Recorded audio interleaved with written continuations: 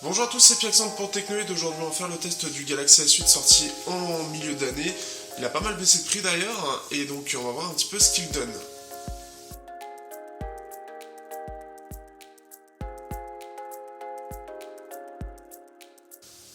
Au niveau des caractéristiques, donc là on se retrouve alors tout d'abord avec un grand changement, le 18,5 neuvième du Galaxy S8, écran AMOLED incurvé, donc en 5.8 pouces et en 2K.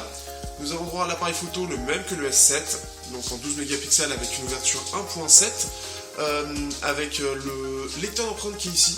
Alors ça on en reparlera rapidement. On a un Exynos 8895, une batterie de 3000 mAh, 64 Go de stockage, de l'USB type C, une jack, merci. En plus de ça, on peut mettre une micro SD avec une SIM, nano SIM bien évidemment.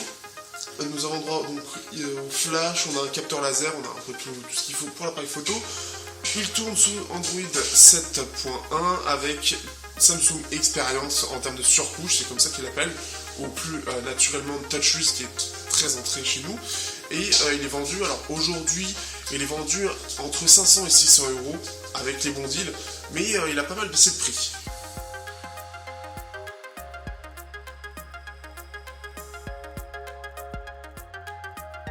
Au niveau du design, on est sur la continuité du S7 avec quand même quelques petites différences. Alors déjà, on peut voir que on est sur un format particulier, le 18,5 neuvième au niveau de l'écran, ce qui fait qu'au niveau des bordures, on est sur quelque chose de très, très fin. On a toujours ce côté incurvé du S7 qui est présent.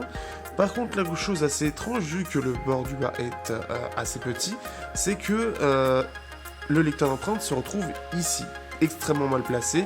Ce qui fait que pour aller le chercher, en fait, j'utilise pas. Donc, j'utilise la reconnaissance faciale. Je vous montrerai ça après. On a droit à un capteur photo qui est cette fois-ci bien intégré. L'appareil en lui-même est assez épais, comme vous pouvez voir, pour un haut de gamme, entre guillemets.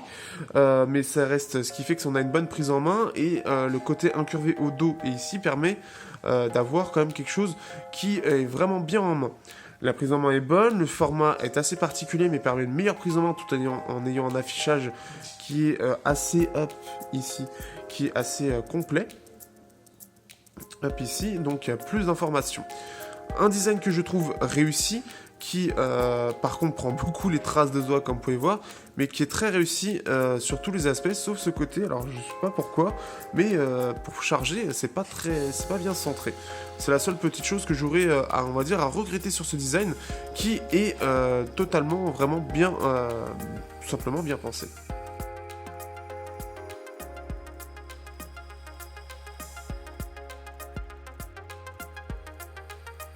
Au niveau de la surcouche, Samsung a fait beaucoup d'efforts, puisqu'aujourd'hui avec Samsung Experience, on a une expérience justement qui est vraiment très bonne, dans le sens où c'est très fluide, c'est quand même assez rapide, c'est pas ce qu'il y a de mieux, mais il y a une très très grosse amélioration par rapport au S7 Edge que j'avais eu l'année dernière.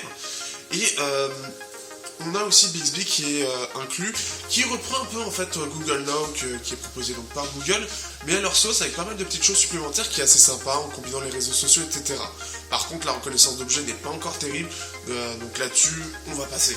Mais dans l'ensemble, l'utilisation du Samsung s'est vraiment améliorée, des Samsung en général, pour avoir une surcouche qui est agréable à utiliser, qui est jolie et qui est stable dans le temps. Au niveau de l'écran, Samsung a décidé d'utiliser le 18,5 neuvième comme LG au moment de la sortie, et donc c'est l'un des acteurs à vraiment avoir commencé à avoir utilisé ce format, qui commence à se répandre.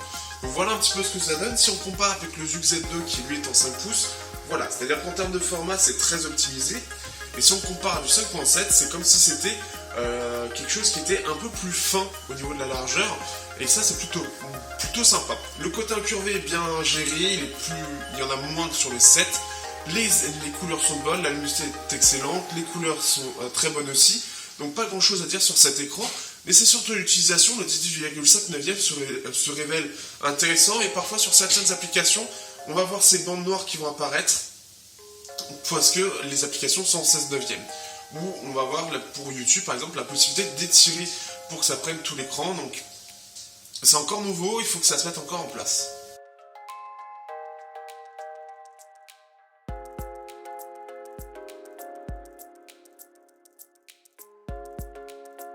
Au niveau du son, donc ce S8 a la particularité d'intégrer des intras de chez AKG, puisqu'ils les ont rachetés pour les intégrer avec le reste suite. Donc en sortie de boîte, on a des écouteurs de très bonne qualité, en tout cas par rapport à ce qui est donné de base. On peut trouver mieux ailleurs pour 100 €, mais de base on a des écouteurs qui sont vraiment pas mal.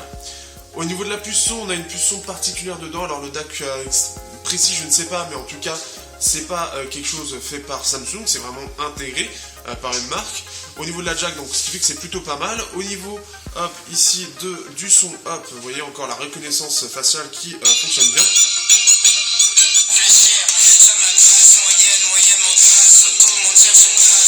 Alors c'est pas incroyable, il faut le dire, sachant que Samsung est surtout concurrent des iPhones qui ont le double haut-parleur. Ici on n'en a qu'un seul par contre, et le son est correct sans être incroyable comme vous venez de l'entendre. C'est surtout la jack qui lui se défend bien, mais on trouve mieux ailleurs, mais franchement c'est vraiment pas mal. Au niveau de la photo, on est sur le même capteur que le Galaxy S7 et S7 Edge, donc toujours du 12 mégapixels avec une ouverture 1.7, et toujours avec cette partie très réussie en termes logiciels. On a un appareil photo qui est bien foutu au niveau des options, avec pas mal de petites options et surtout une partie pro très intéressante, mais c'est surtout les photos qui sont toujours aussi bonnes de nuit, surtout que dès qu'il y a un peu de lumière on peut faire des très belles photos. Je vous mets aussi l'album du S7 où j'ai pu faire beaucoup plus de photos, et on a vraiment des bonnes photos qui en ressortent, qui sont assez précises, on a pas mal de détails et qui ont un très très bon rendu. Donc pas de gros soucis de ce point de vue là, c'est toujours aussi réussi, c'est toujours aussi agréable de l'utiliser.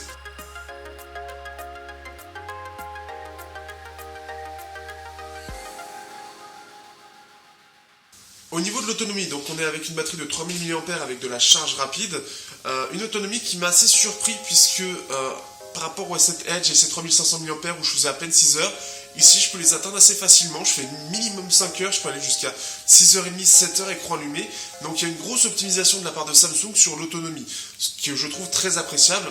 Le S8 Plus lui doit être vraiment meilleur en plus en termes d'autonomie. Au niveau de la partie puissance, on est sur un 88-95 de chez Exynos, donc made in Samsung pour le coup, le reste étant pour le marché américain. Et on est sur un processeur très performant, très stable, donc on peut voir au niveau de ce qui se passe sur Geekbench, que je dois afficher pendant que je joue. Et sur la partie graphique aussi, on a une grosse évolution avec les Mali G71, qui est ici en MP20 si je me trompe pas. Et je me fais défoncer. Donc ce qui fait qu'il est très performant, il est très stable, il chauffe peu et il est assez autonome. Donc là-dessus, tout est bon dans le cochon, on pourrait le dire, même si c'est pourri comme jeu de mots. Mais en tout cas, voilà, donc c'est un processeur très performant qui, que ce soit en termes graphiques ou en termes processeur, est aussi bien, voire mieux que la concurrence, globalement. Et je n'arrive pas à pénétrer ce char, ce qui est très étrange quand je dis ça.